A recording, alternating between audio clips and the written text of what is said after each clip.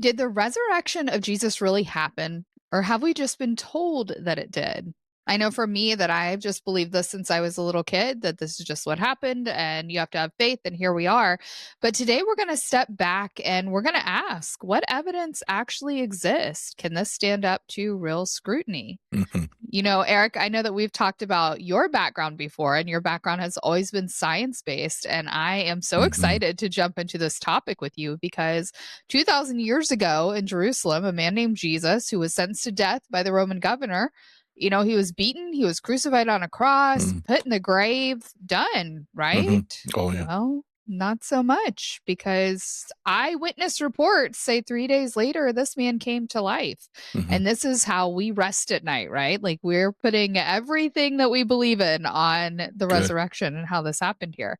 So, is it possible that there's another explanation why Jesus Mm. wasn't in the tomb? Good question. Good question. And it's a question that it doesn't reduce our faith to ask that question. What it Mm, does is it actually supports something that Peter wrote in his gospel, not his gospel, but in his letter. And 1 Peter 3, he says, "Always be ready to give a defense to everyone." Here come these words, mhm. who asks you a reason for the hope that's in you. So again, always be ready to give a defense to everyone who asks you for the reason for the hope. Always and everyone. Those are very strong words, Mhm. and it puts a burden on us of it's a good burden, a healthy burden for us to be ready to speak about this topic that you've just raised, this resurrection. So, so first of all, we ought to have a thoughtful response if we're ever challenged by an unbeliever. If anybody's skeptical, or not to do it in a critical way or a defensive way, but to be able to explain the thought behind the resurrection. Mhm. And it's also good if our hearts are resolved on this topic, that these events actually took place, and it kind of strengthens our faith and eliminates any room for doubt. And thirdly, it really gives us an opportunity to be a witness for Christ. Some people feel like, well, I'm not a pastor, I didn't go to seminary, but by expressing what we're talking about today, you can actually be a witness for Jesus in the modern era. So I think Mm. for all those reasons, it's good for us to get to touch on this topic that we've raised today. Yeah, no, I love that you bring up that verse, because when I've read that verse, always be ready to give a defense to everyone who asks for the reason for the hope that's in you. My thought process was just tell them about Jesus. My Mm, thought process has never once been to okay. explain, where this all came from. Like, how can we back up what we're saying? So I'm really excited to get into this topic here. And so let's talk a little bit about, what do we know about Jesus? Well, we know he was born about 2,000 years ago in Bethlehem. It Mhm. was a small, pretty insignificant village, right? Right. His family lived 100 miles north of Bethlehem in a small town called Nazareth. Hmm. He was a carpenter's son, which diminished, any prestige that he Oh might yeah. have had or anything like that. Hmm. If the Bible was a work of fiction, the writers would have designed, a richer, more prestigious family line for True. him. That's what I'd Hmm. like to come from, right? Like, Hmm. I want That's people right. to hear my background and be like, yeah, that's where Yeah, she yeah. belongs, on a Yeah. throne. Good. Oh, work it. Okay, Right? okay. Yeah, yeah. So as a child, he learned the Old Testament scriptures. Oh So yeah. back then they had essentially all these laws, right? So he's The just Mosaic learning laws. Yeah. law after law after law. And he discussed them with the elders when he was 12. So that's when he was found in the temple, and they're Oh like, yeah. hey, what are you doing? It's not time for you to be here yet. Right. Right. He had to go Got to be back. about my father's business. Yeah. That's right. They're like, nah, you Hmm. about to be about raising these sheep out here. What you doing? Make me a table. So at 30 years old, he becomes a teacher of the law, all these Yeah. laws that, he knew. But he had a new way of kind of interpreting and acting on God's principles. He claimed to be the son of God as well, Hmm. which ruffled a lot of feathers. Hmm. He was loved by the common people, though. Everyone Yeah. sought after him. The Jewish leaders did, the Pharisees, the high priest, they hated him. But what's always so interesting to me is even though they hated him, they were obsessed with him. I Yeah. think that's so interesting that when we look at people that may hate us for our beliefs or, what Hmm. we're doing in our life, they're still so curious. And I think sometimes we can plant a seed if we are doing the right things in our life, Hmm. that gives us the ability to plant the seed. But he threatened their power and structure. So they wanted to Hmm. get rid of him. They were done. He claimed that he was blaspheming the law, and they persuaded the Romans to believe that he was a troublemaker. So Yeah. eventually, as we know, he was put to death on a Roman cross. Hmm. How'd we do? I think, wow, I'm in awe. Very good. What a great, thorough explanation. No, that alone, honestly, goes back to our opening thoughts. Are you ready to give a defense to somebody that you've just told a good story, and you brought some thoughts. The high priest and the Pharisees, that they had the power structure. They were a mafia, a religious mafia of sorts Mm. that had total control. One family was in control of the entire temple authorities, and they had a chokehold on him. And so Jesus Mhm. comes along and comes up against that. That's what they were afraid of, not what he taught, but but his threat to their power. So anyway, so let's fast forward to to the part that verifies, first of all, his position as a Messiah. Because if we can then substantiate the validity of the resurrection, Mhm. um, we can see how this man deserved to have changed human history. So, did it actually happen? So, Right. go ahead. What do we do next? Well, unfortunately, we didn't have iPhones, so there was no Instagram. There's no way to publish and let people know that Jesus is, healing some Right. people from being blind over here. So pop on over so you can get your healing too. There's no real ways to verify. You can't recreate history. Hmm. So, what evidence do we have? We strictly rely on eyewitnesses, Hmm. but can we trust their report? Did Jesus really die in Jerusalem? Did he rise from the dead? Like, did they create a myth? Hmm. Did they, what did they do? What can we say about that? So let me ask you some questions so that I can know now too. Hmm. Can we really examine an event that took place 2,000 years ago using some modern methods of historical investigation? Yes, historians have some guidelines that they use. Certain conditions need to be met. First of all, are there any published reports, any records of that era that can be Mhm. used as anchor points? Then we can cross-check them for verifiability. Um, so now people will then write their own versions of the events, Mhm. but we have some questions we can ask. One of them is, who wrote these reports? When were they written? How trustworthy are these sources? And did they have any ulterior motive in writing these reports? And the reason I say all that is because in a court of law, the strongest type of evidence is considered to be eyewitness testimony. Mhm. Somebody who says, I was at the diner at 11 o'clock. I saw that man rob that store. And so, that's eyewitness testimony. And so, do we have any eyewitnesses, people that were involved with Jesus and perhaps were witnesses to his crucifixion and to these events? So, and then when were they written? So let's go into a couple people who were. We have these things called gospels, Right. Matthew, Mark, Luke, and John. So let's go to Luke, and each of them had a different audience they wrote to. Matthew was writing to the Jewish audience. Luke was writing to the wider audience that was in the region. So, and he was a physician. So he starts his report saying, "Hey, I was highly meticulous in researching these details." He was a physician, like I said, and not one given to frivolous answers. He even claims that his research was painstaking. Mm, he he writes that very word. And in the very first chapter of his gospel, he says he interviewed the eyewitnesses and wrote down their words precisely to be mm, sure that everything was perfectly accurate.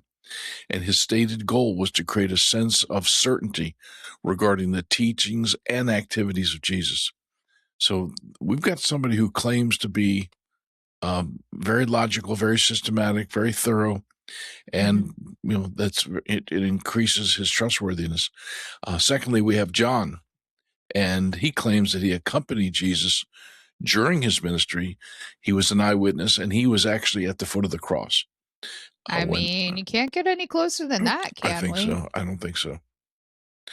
Oh. So when it comes to eyewitnesses, if court says, "Hey, eyewitness is where it's at and we trust this," Hmm. then I would think that when we see eyewitness accounts that we would be like, "Huh, okay, this makes sense. There's more than one. We can Hmm. go back and look and see, Hmm. how these people are qualified and whatnot." So we can find out that these are trustworthy authors, but putting aside our faith for a moment, what is the criteria for historical documents like these to be considered accurate? Because I can go anywhere and say, hey, my uncle Jim Bob was he was a pediatrician, and I don't know, he's like the smartest person in the world, and Yeah, he knows this and that, and his grandpa told him this story, so it's yeah. true. So how do we consider these Well, accurate? great. Now, if I come along and say, "Well, I actually met Jim Bob," okay, now that's a cross Right. check. That is seen as out of the mouth of two or three witnesses, the thing is confirmed. So that's Mm, one of the things that we'd be looking for. So that we actually have four gospels, not just two. And so then we also have Roman history. We also have a famous historian named Josephus, and he has mm, written about John the Baptist and Jesus and John, who was the brother of Jesus. And Josephus is highly trusted amongst historians. So there's another thing. Also, the Gospels, one thing that enhances their authenticity is that they don't dispute or don't disregard, rather, any disputes or any various arguments or difficult moments during the birth of this new religion. Each of them mm. mentions Pontius Pilate as being the governor who played a key role in the execution of Jesus. He has been verified as the governor of the region by regular archaeological evidence. So there's this consistency and cross checking that you can do about these gospels. So that's important. So That's a good point because if I'm going to write how I'm going to have this new religion and it's going to take over the world and this is how we're going to do things, I'm probably not going to put in there that a lot of people doubted me. I'm just going to like okay, X them out of there. oh yeah, Be like, we don't even know about these people. mhm. Everybody believed me. They bowed down. They worshiped. It was great. I'm on my throne. Here we are. Definitely not going to die. I just want to throw that out there. It's true. Unless you're going to claim that resurrection is part of the storyline, Ugh, that is something new. I'm going to find a new way around that one. That sounds a little painful. Yes, yes, true enough. But regardless, there's a lot of evidence, archaeological evidence, historical evidence, Mhm. things like that pointing to these reports, but we haven't gotten to the archaeological part. So, what archaeological evidence do we have to point to this? Well, there was a town mentioned in the Bible called Caesarea. Paul Hmm. was actually locked up in prison there for 2 years. And so, but it was a seaport. It was on the Mediterranean Sea. And archaeologists have found coins of that era. Hmm. Just again, these little indicators that all this stuff really happened. And there's abundant evidence that points to Pontius Pilate as a governor. And so then in 1990, the tomb of Caiaphas, the high priest, was found. And this also Wow. corroborates the gospel account that he was a real person. He's mentioned in the Bible, and we have found his tomb. So, again, all this, to go back to your original question, this cross checking, this verification, there's ways to lock in that these stories these reports have actual historical value and they can be trusted. Hmm. Okay. So, say we do believe these people, that these people did write these things, that they knew all about it. Hmm. How were the authors connected to the actual events? I know that you said that John was, at the foot of the cross, pretty close there. I think I can take that as an eyewitness account. But how much time elapsed from when the resurrection events occurred until these documents were written? Like, are these people taking hundreds of years to try and figure out, what they should write or what they should talk about here? Good point. The Gospels were written between 20 and 40 years after the death and resurrection of Jesus. Hmm. Now, that means that there's plenty of people still alive who could Hmm. say that didn't happen. I was there and it didn't happen that way. They could discount these reports. Um, for instance, let's go to Alexander the Great. You've heard of this historical figure. The first Hmm. report written about him was 400 years after his death. And yet historians look to those documents as being trustworthy and worthwhile. So as 400 years later. 400 years later, just Alexander the Great. The story about Jesus was only 40 years later. Okay. Yeah, that's quite a stark difference. I feel like we can remember stories a little better within the 20 to 40 time frame. Right. So and these they also provide these gospels provide these precise details about these certain aspects of Jesus's ministry. They don't gloss over. They haven't been polished to bring uniformity. They even describe the failures, such as this Jewish nationalist zealot named Judas, who Hmm. betrayed Jesus. That's in the Bible. That's in the stories. And again, if you've got this huge historical figure that's starting a new worldwide religion, you don't need to see that there's any defiance. You need everybody clapping Everybody on and board. palm Yes. fronds and I everything. need my throne. But that's not. It tells the truth about no. There was great discord, Mm. and even what Peter said, that, saying you're not going to die, and Jesus said, "Get behind me, Satan." I mean, there's there even amongst his tight inner circle. And Peter denied him 3 times. That's the night of his execution, before his execution. So there's all this stuff is recorded, and when you tell the bad and the good, it confirms the veracity of the story. Yes, I do like that. I love that they tell everything, the good, the bad, the ugly, the in between. But Jesus lived for a long time, and I feel like there's not that many stories. I feel like they mention one part in the Bible where you couldn't even write how many things that Jesus did Yeah. because there wouldn't be enough pages or words or something along those Mm-mm. lines. But didn't many stories about Jesus just kind of disappear?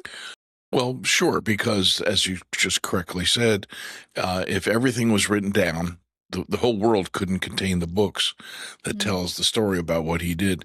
But going back to the idea of these gospels being written 20 or 40 years after the events, imagine if somebody claims today that the JFK assassination didn't take place, and that was in the early 60s, 1960s, or if the Apollo moon landing, or that 9/11 was a myth.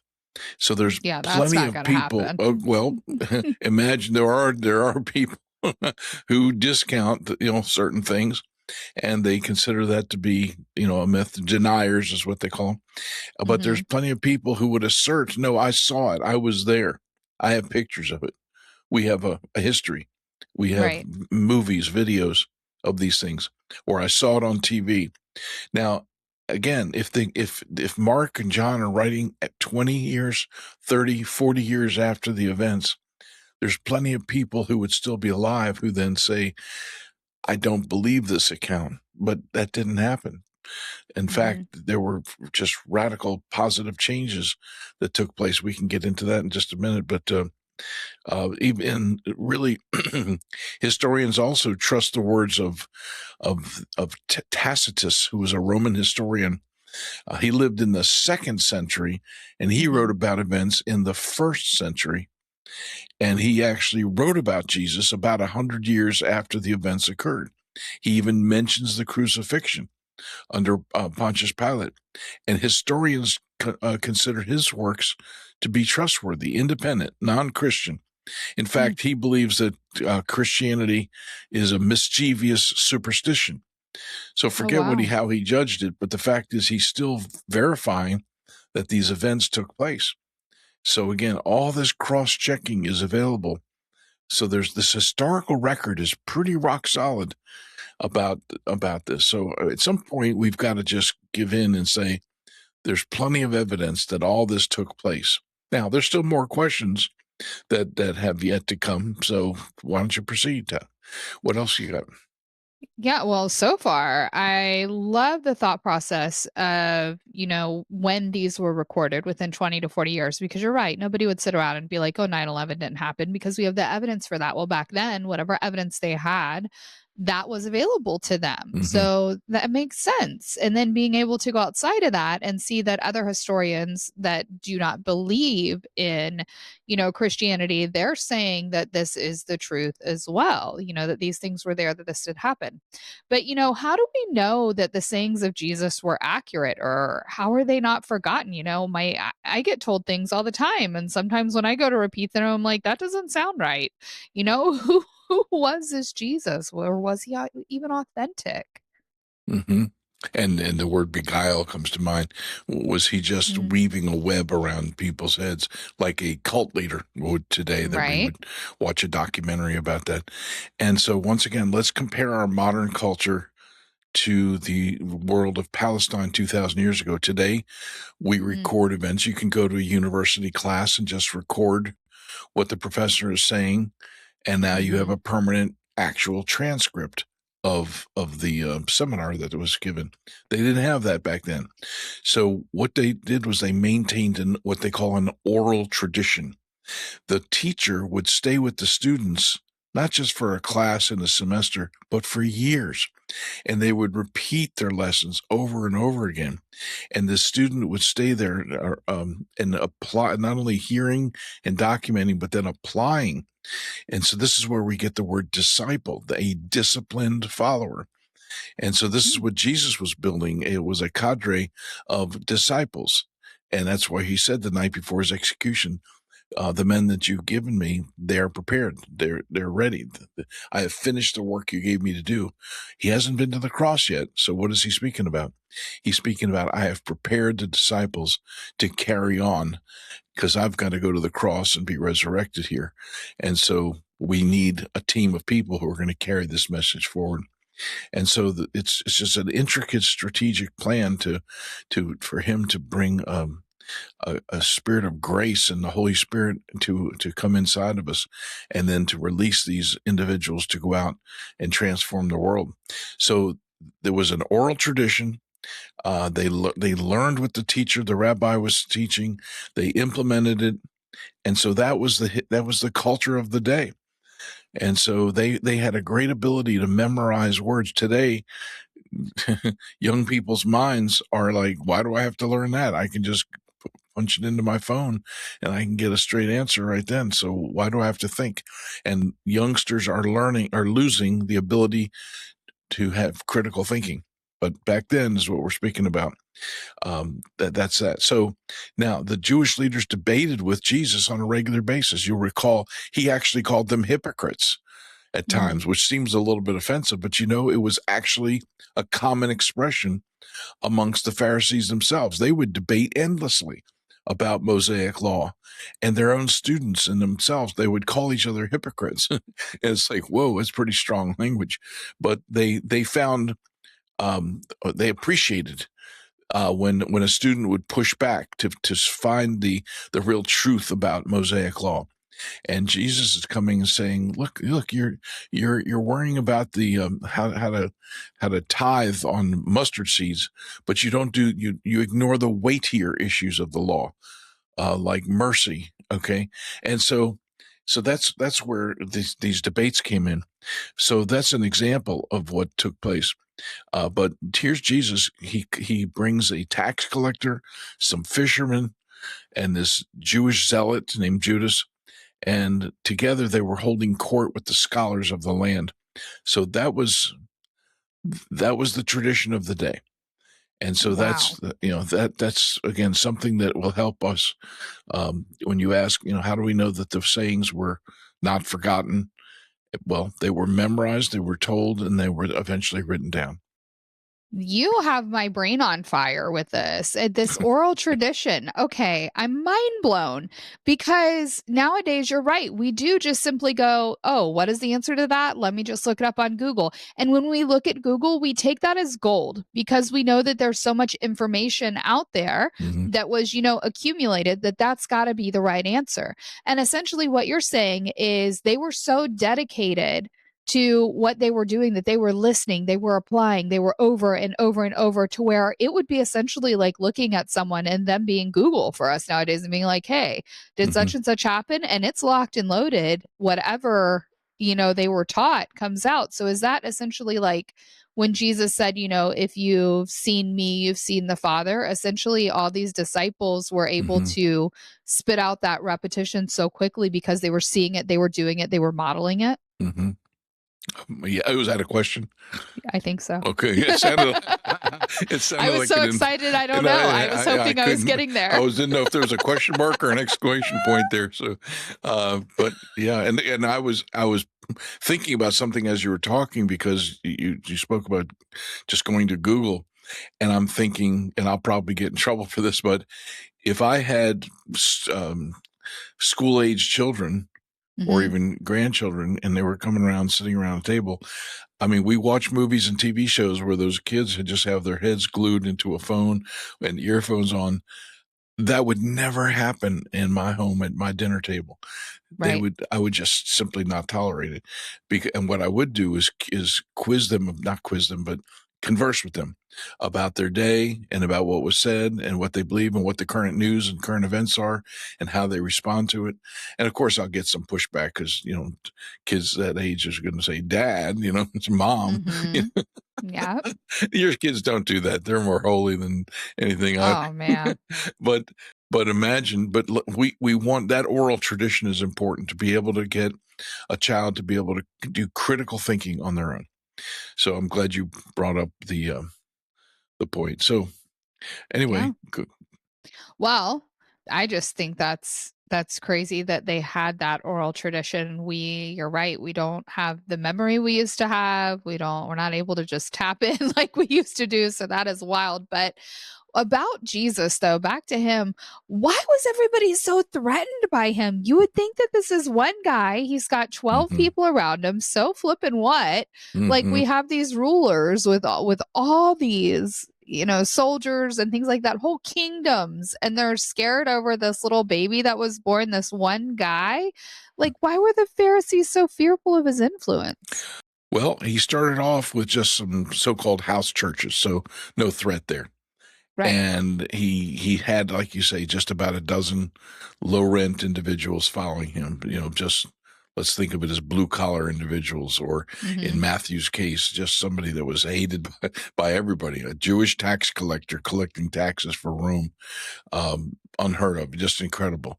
And yet Jesus says, "Follow me," and he comes and does so, and was a tremendous disciple.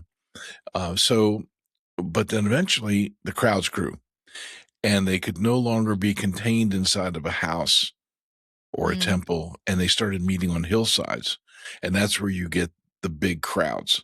And that's where the miracles took place, the loaves and the fishes and other things. And this became a, a populist movement where literally thousands of people were showing up to hear Jesus expound.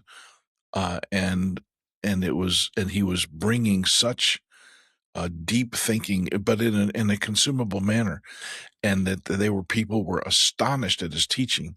That the Bible says, Matthew writes, because he didn't speak like the scribes and the Pharisees, but he spoke right. like somebody having true authority. And eventually, if people think he has authority, they're going to ascribe authority to him. And what does that do? That comes up against the power structure in the temple. Again, this was a religious mafia, and they Yeah. were in control, and they weren't about to give it up. They weren't interested in the excellence of Mosaic law and trying to build and improve people's lives. They were interested in the money and control.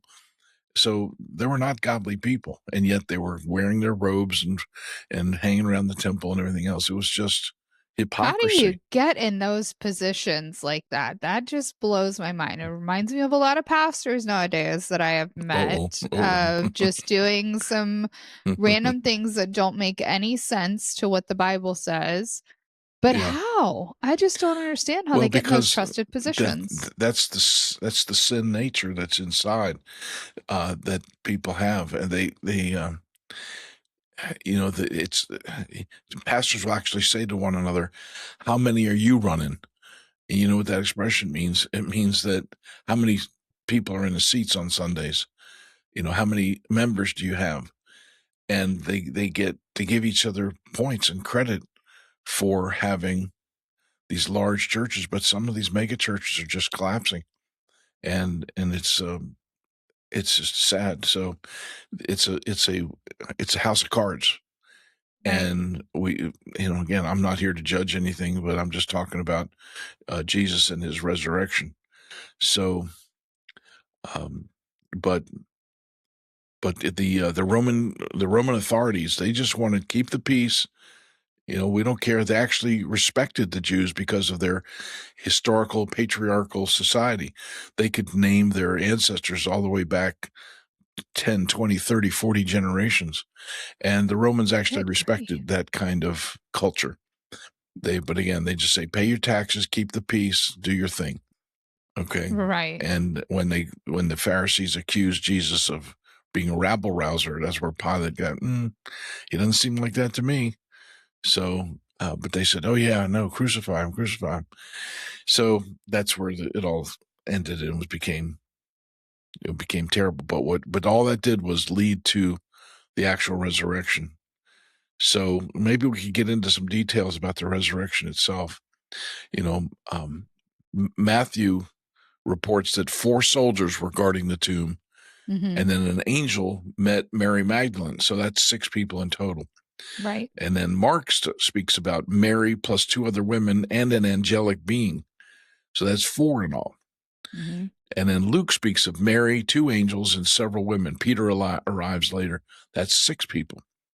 And then John speaks of 5. So you say, well, Eric, that's inconsistent. And at Right. first it looks confusing and uncertain, but it's actually to be expected. Imagine if there were 4 of us on 4 corners at an intersection and there's a car accident. Each of us Hmm. has a north, east, southwest perspective of what took place. In fact, some of us may be more concerned about if there was any victims, anybody hurt. Right. Some of us may be concerned about calling 911 or the police or an ambulance. So each of us has a slightly different response to what took place. And we may actually report to the authorities somewhat differently about Hmm. that. So that's 4 different vantage points. So in a sense, nobody polished over the stories. Imagine some detective and hearing that all 4 of those stories about that accident were identical. Right. They're going to press in and say, I got suspicions here that they conspired. Maybe Yeah. they're part of the accident. Maybe there's some conspiracy here. So, but in this case, the slight differences between the 4 gospel reports actually contribute to the veracity of these stories. So it's understandable. So the fact that they're not identical, but take a look at what's common in those 4 reports. Jesus dies in Jerusalem. Uh-huh. He's seen shortly thereafter. Who Hmm. else is mentioned in this? Pontius Pilate, he's mentioned Okay, in all the writings. He there you go. condemns Jesus and sends Yeah. a soldier to confirm that he's actually dead. All right. Thirdly, who else is mentioned? Caiaphas was mentioned in all 4 Okay, the high gospels. priest.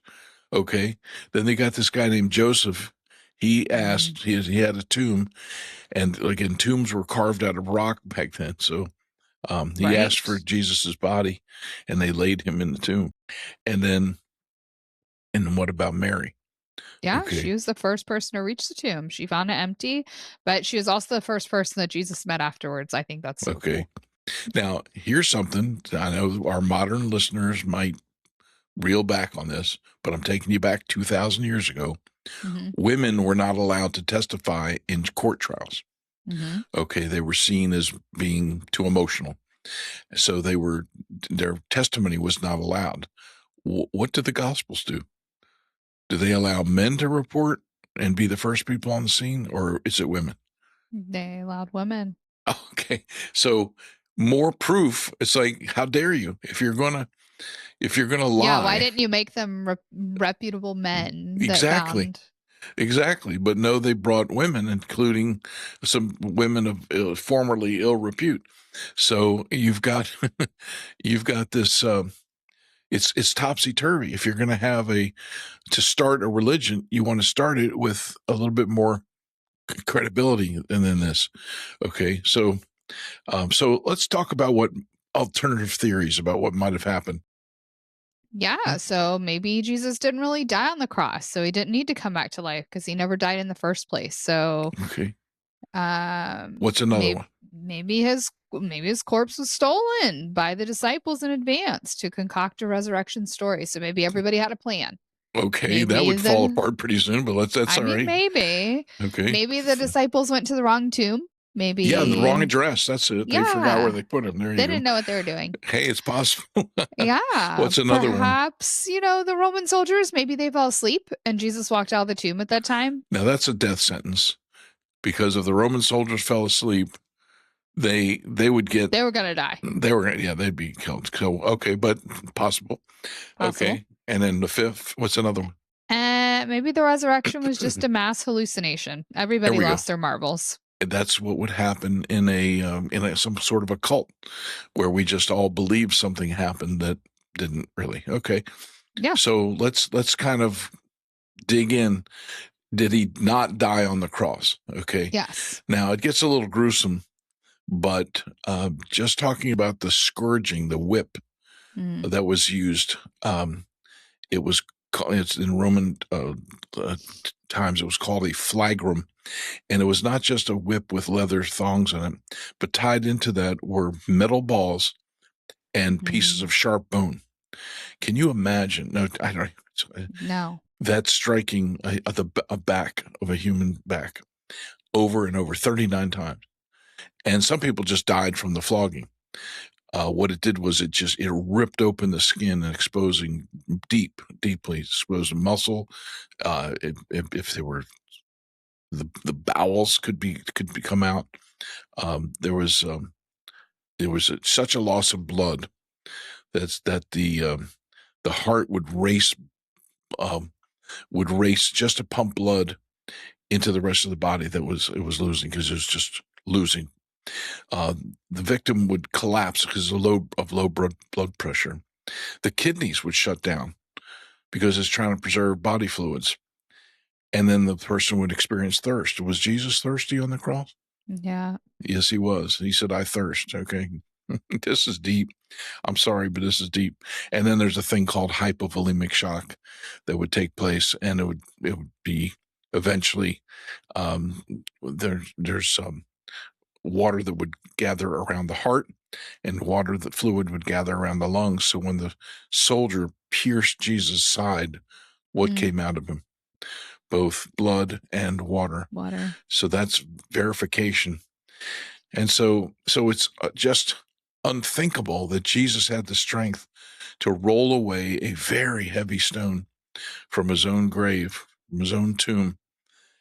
He just would be exhausted and beaten, even if he had survived. He couldn't have done that on his own.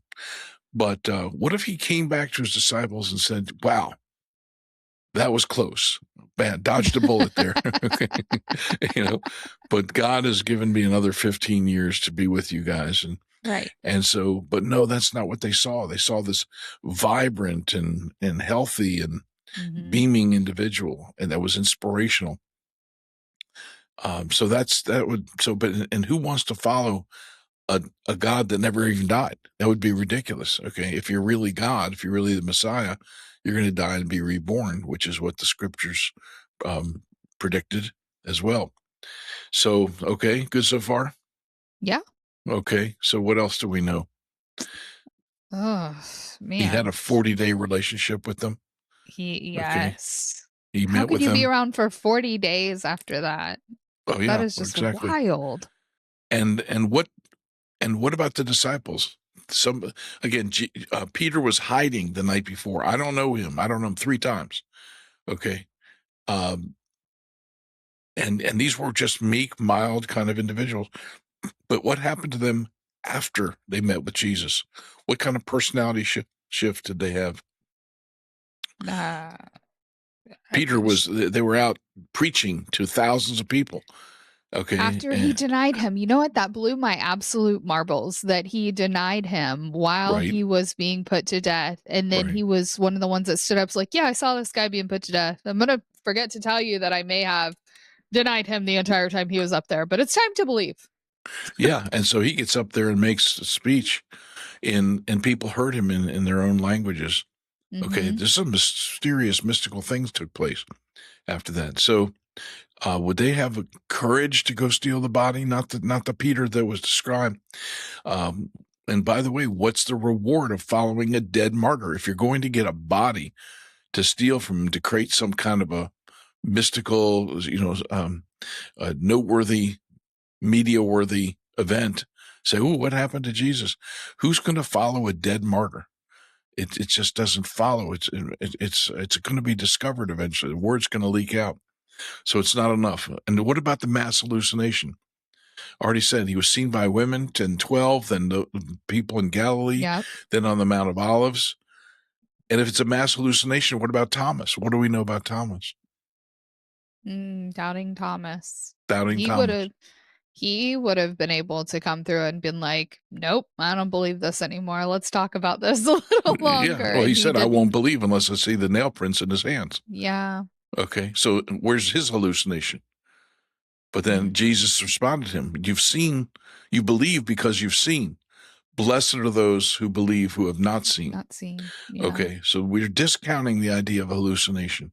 So all these little micro theories about what could have happened, maybe it wasn't real, they're easily dispelled. Okay, so then Paul tells us in Corinthians, how many people saw him? Over 500 people. 500. Okay, that was written Ooh. around 55 AD. Okay, and many of the people who were around at the crucifixion were still alive at that point. So if it hadn't happened, they would have said Paul's a liar. They would have refuted it. Yeah. Especially Okay, because they're saying that 500 people saw it. That's a lot of people to claim. so really to wrap this thing up, Christianity has historical strength. It has roots.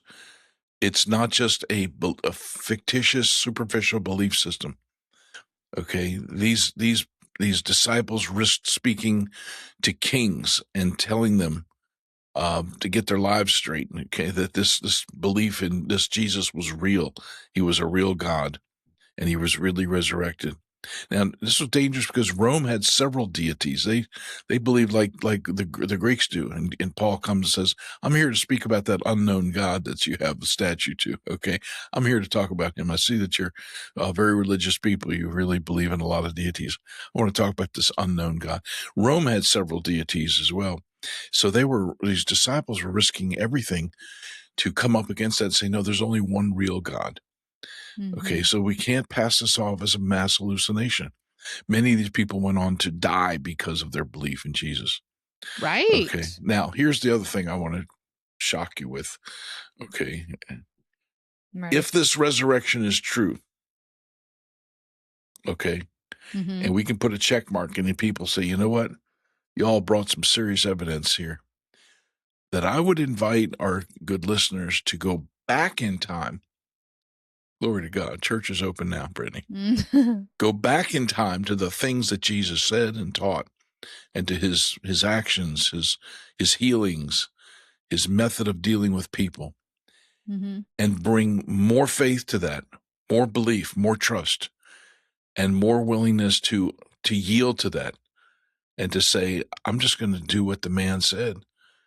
He says, blessed are the Beatitudes in the Sermon on the Mount. What can I do to imitate that, or to inculcate that, and to become more like that? Mm-hmm. How do I yield my character to character qualities that he had? okay, this gets pretty deep, but we really ought to re-examine everything that he taught and say, Yes. make me more like you. I want to be in the image of Christ. Okay. Mm. I love it. Well, we started today with a question. Just as simple, did the resurrection really happen? And we were able to walk through evidence. And, essentially one thing became clear that this isn't blind faith. This is faith built on testimony, it's built on history, it's built Right. on transformed lives. But, that's where it gets kind of personal for us because the resurrection isn't just something to study. Yes, it's something to respond to. We need to be able to, defend our faith. But if Jesus really rose from the dead, then he's not just a historical figure. He's still alive. And that Mm, means that he's still speaking. We've talked about that previously. He's still calling, he's still inviting mm, you. mm, So I want to leave everyone with this. If he mm, conquered death, why don't you ask him, what could he do in your life right now? Amen. What could he do for you? I love it. Until next time, guys, have a great week. Thank you.